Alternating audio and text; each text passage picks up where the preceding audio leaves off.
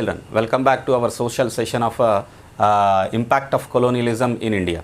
So yesterday we have seen regarding the introduction of the impact of colonialism in India, where I told you that the impact of colonialism will be read under the headings of forests and under the industries and even on the labor policies. How did the British policies have affected India in these three sectors? We tried to understand under this unit I told. And under this we have seen how the people were living in the forest before the Britishers entered into India, how independent they were, how free to move in the forest, produce in enjoying them, and how this got impacted or affected because of the intervention of these Britishers. So today we will see how the forests were used during the British rule. कल तक जो था वो हम पढ़े थे before Britishers how the Adivasis enjoyed the rights over the forest. Now we will read what was the changes which occurred during the British rule. The situation started changing during the British rule. At that time, bigger cities like Kolkata and Mumbai were growing. जब इन लोगों का trade ज़्यादा होने से क्या हुआ, कोलकाता और मुंबई जब बड़ा बड़ा शहर के जैसा बन रहे थे.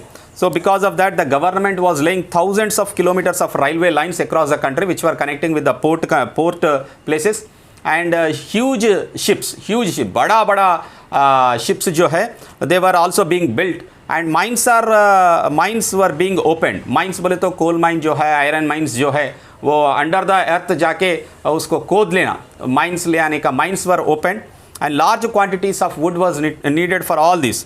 सो the trade in timber increased very rapidly. So इसके वजह से तीन वजह से, first one is the first thing is they have laid thousands of kilometres of railway line. Railways के लिए दे नीड वुड. सेकेंड जो है शिप्स बनने का, शिप्स के लिए दे नीड वुड. थर्ड जो है माइंस के लिए भी they need would. Sir for what they use railways, for what this would will be used in railways. अब जो हम देख रहे हैं पटरियों के बीच में एक सीमेंट का वो डालते, प्लेटफॉर्म के जैसा, ओके, पट्टी डालते. सो मगर previously they use to lay the wooden sleepers, they are called as sleepers. So in 1879, there were almost 8,000 kilometers of railway lines in India.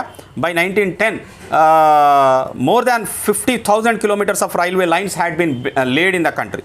So each year, almost 1 crore wooden sleepers were needed to lay these new railway lines. कितने sleepers चाहिए? Sleepers बोले तो समझ में आया आपको? ये पटरी और ये पटरी के बीच में डालते ऐसे, ये जो है वुडन स्लीपर्स है. अब वुडन नहीं डाल रहे, अब सीमेंट डाल रहे. सीमेंट के धिम्मे बोलते नहीं, वो डाल रहे. मगर previously they used to put it the wooden sleeper, it is called as a sleeper. So they need every year 1 crore wooden sleepers. अगर वुडन स्लीपर्स चाहिए बोले तो you have to cut down the forest, you have to cut down the trees. So that was the most important thing. The wood for these sleepers were cut from the forest in the Himalayas and in the Terai regions, Himalayan Terai regions, they used to cut down this wood. Wood was also cut and sold in huge quantities for building and for mines and for ships. अगर आप पुराना घर को देखो, पुराना घर में भी बीच में ये प्लैंक्स जो है, वुडन प्लैंक्स डालते थे, ओके, उसके वजह से छत जो है उसके ऊपर छत बनाते थे. So if you look at olden houses also, they used a lot of would. Okay, so there was a necessity of the wood for railways, for building, for shipping, for mining. For all these, there is a huge requirement of wood, and that wood is available in the forest.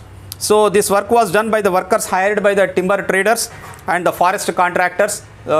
वो जो है वो forest को साफ करके they used to get lot of wood from that. The British government and the British companies made large profits in this trade. The government would hold auction. Auction बोले तो Welham पाटा बोलते नहीं, ओके, 100 रुपये नहीं. IPL ऑक्शनिंग भी चलता ना जी, IPL ऑक्शनिंग. हम जो प्लेयर्स को खरीद लेते 1 करोड़ बोले तो, और 1 करोड़ 10 लाख बोल के. So like auctioning was conducted like that.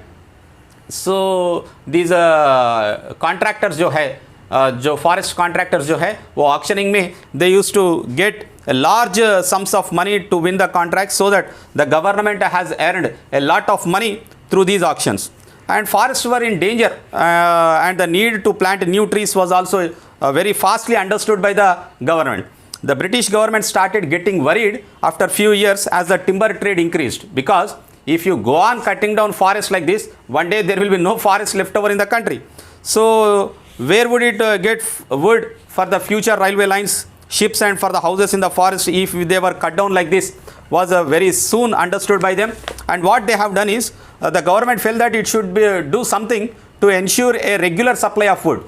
Then what should be done? They were planning what should be done in this cause. So they decided to plant new trees in the place where in the forest where they have cut down the trees. But the government was not interested in planting trees that were not useful for the common people. They wanted to plant only such trees like mango, mahua, neem, etc. It only wanted to plant trees that provided timber which has a great demand in the market. मगर forest में वैसे grow होती क्या? जो चाहिए वही grow होती नहीं.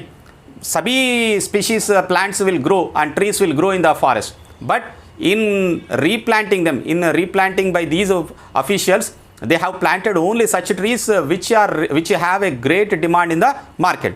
So it began to plant the trees like teak, pine in places of forests that were being cut down. And how the government has set up the forest department and what was the role of the forest department under the British government, we will see in the next class, children. Thank you.